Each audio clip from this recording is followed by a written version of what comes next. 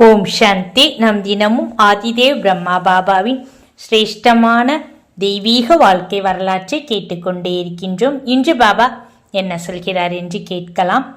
வீட்டை நோக்கி பயணம்.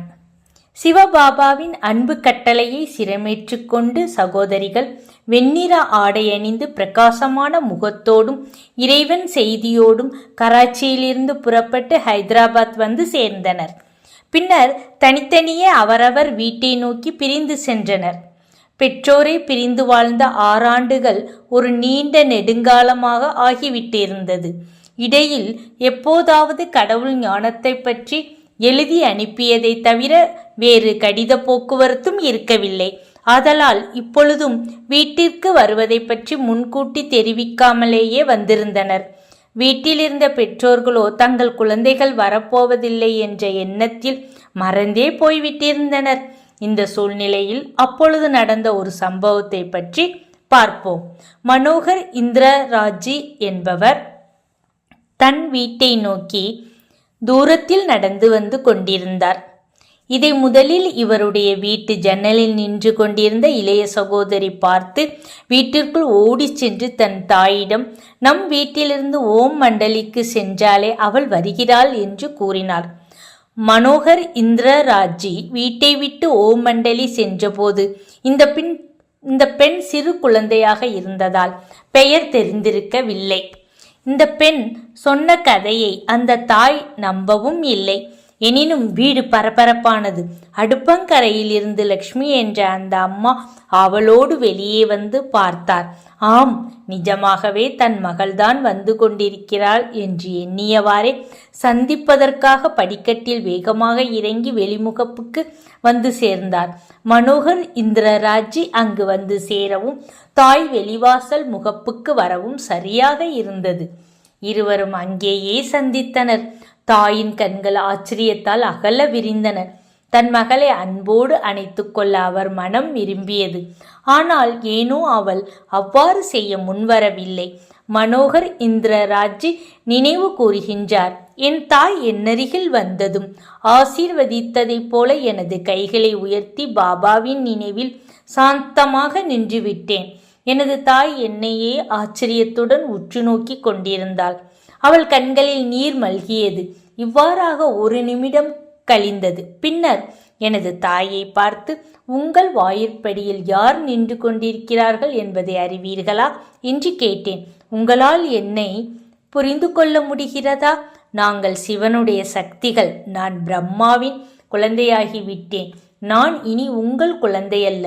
இப்பொழுது நாம் இருவரும் சகோதரிகள், பரமாத்மாவின் குழந்தைகள். கடவுள் அவருடைய மற்ற குழந்தைகளுக்கு எங்கள் மூலமாக இந்த செய்தியை அனுப்பியிருக்கின்றார். இன்னும் சில ஆண்டுகளில் இக்கலியுகம் அழிந்து அந்த இடத்தில் சொர்க்கம் ஸ்தாபனை ஆகும். மனித குலம் இன்று பெருந்துன்பத்திற்குள் ஆளாகி இருப்பது தீய எண்ணம் மற்றும் தீய கர்மங்களால் தான். சொர்க்கத்தில் புதிய பிறவி எடுப்பதற்காக இப்பொழுது நம்மை நாமே தகுதியுள்ளவர்களாக மாற்றிக்கொள்ள வேண்டும். சொர்க்கத்தை நோக்கி செல்லும் அந்த பாதையில் நீங்களும் வர தயாரா? தன் மகளிடமிருந்து எதிர்பாராத இந்த சொற்களை கேட்டு தாய் பிரமிப்பு அடைந்தாள். இவ்வளவில் வீட்டிலிருந்து அனைவரும் வந்து கூடியிருந்தனர்.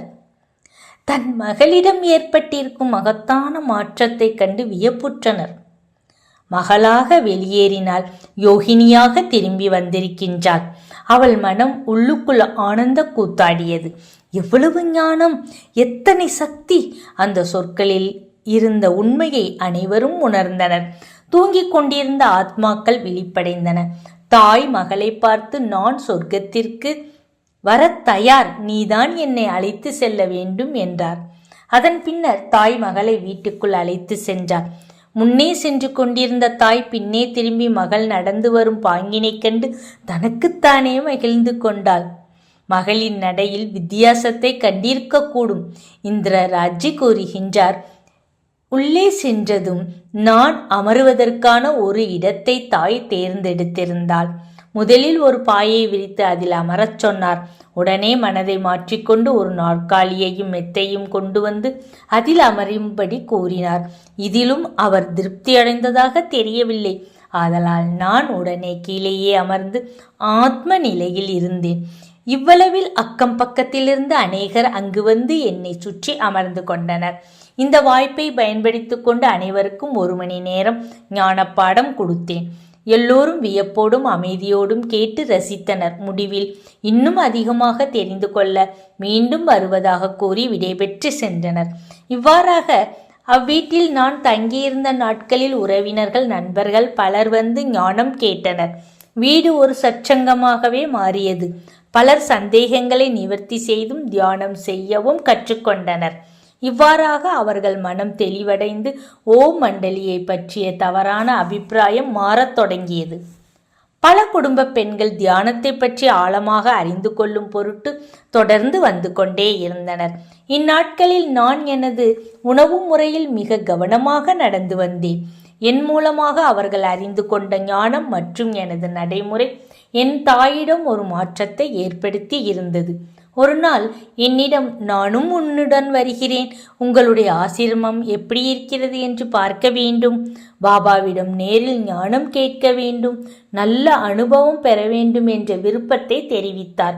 இதை கேட்ட எனக்கு ஒரு பக்கம் ஆச்சரியமாகவும் இன்னொரு பக்கம் மகிழ்ச்சியாகவும் இருந்தது. காரணம், ஆரம்பத்தில் நான் சச்சங்கம் போகக்கூடாது என்பதில் மிகவும் பிடிவாதமாக இருந்தவர் இவர்தான். சேவை நிமித்தமாக நான் வந்த காரியம் முடிந்து கராச்சிக்கு மனோகர் இந்திரராஜி புறப்பட்டார். அவருடன் அவரது தாயும் இருந்தார். வழியில் தன் மகளிடம் கடவுள் காட்சிகளை பார்க்க உதவ வேண்டுமென்று கேட்டுக்கொண்டார். இதற்கு கடவுளை உணர்கின்ற அனுபவத்தை கடவுளை தவிர வேறு எந்த மனிதரும் கொடுக்க முடியாது. நீங்கள் இந்த பிறவியிலோ முற்பிறவியிலோ அதிக பக்தி செய்திருந்தாலும் புண்ணிய கர்மங்களை செய்திருந்தாலும் உங்களது இயல்பு கடவுளிடம் ஈடுபாடு கொண்டிருந்தாலும் நிச்சயம் உங்களுக்கு காட்சி கிடைக்கும் என்றார். இத்தகைய சம்பாசனையுடன் கராச்சிக்கு பாபாவிடம் வந்து சேர்ந்தனர். அங்கு வந்த தாய்க்கு முறையான பாடம் கற்பிக்கப்பட்டது. இவருக்கு பாடம் கற்பித்த தியானி என்ற சகோதரி இவரிடம், உங்கள் சரீரத்தின் பெயர் என்ன என்று கேட்டார். எனக்கு சரீரத்தின் பெயர் லக்ஷ்மி. இப்பொழுது உங்களை உண்மையில் யாரென்று அறிந்து உண்மையான லக்ஷ்மியாகவே மாற வேண்டும் என்றார். இந்த தியானி சகோதரி, இந்நாளில் ஒரு நாள் லக்ஷ்மி அவர்களுக்கு தான் விரும்பியபடி திவ்ய காட்சி கிடைத்தது. பார்த்த காட்சி என்ன என்பதை அவர் வாய் மூலமாகவே கேட்போம். விரிந்து பரந்த கடல் மேல் மட்டத்தில் பொன்மயமாக ஜொலிக்கும் ஒரு அரண்மனை. அங்கே அற்புதமாக அலங்கரிக்கப்பட்ட ஹாலில் நவரத்ன சிம்மாசனத்தில் ஸ்ரீ லக்ஷ்மி ஸ்ரீ நாராயணர் ஜெகஜோதியாய் வீற்றிருந்தனர். என்ன அழகு, எத்தனை கம்பீரம், எத்தனை தெய்வீகம்! நானும் அங்கே போக வேண்டுமென்று நினைத்தேன். ஆனால் ஏனோ எனக்கு தைரியம் வரவில்லை என்றார். இவ்வாறாக அவருக்கு ஞானத்தில் அளவற்ற நம்பிக்கை பிறந்தது. தானும் வாழ்நாள் முழுவதும் அங்கேயே தங்கிவிட வேண்டுமென்று விரும்பினார். ஆனால் பாபா அவர் அவ்வாறு தங்கிவிடுவதை விரும்பவில்லை.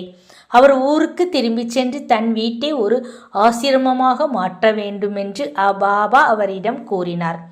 பாபாவின் விருப்பப்படி நடந்து கொள்வதாக கூறி மனோகர் இந்திரராஜியின் தாய் லக்ஷ்மி பாபாவிடம் விடை பெற்று ஹைதராபாத் திரும்பலானார். மீண்டும் பிரம்மா பாபாவின் சரித்திரம் நாளை தொடரும். அச்சா, ஓம் சாந்தி.